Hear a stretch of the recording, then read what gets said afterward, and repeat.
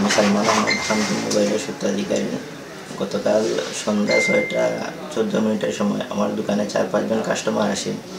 হঠাৎ মধ্যখান থেকে একজন কাস্টমার আমার কাছ থেকে একটা ফোন দেখার জন্য নিয়ে পিছনে সোফায় বসে। তখন অন্য কাস্টমারদের সাথে আমরা আলাপকালীন সময় ও ফোনটা নিয়ে দ্রুত পালিয়ে যায়। কিছুক্ষণ পর আমরা খুঁজে ফোন পাচ্ছি না বিদায় সিসি ফুটেজ চেক করে দেখি ফোন নিয়ে পালিয়ে গেছে।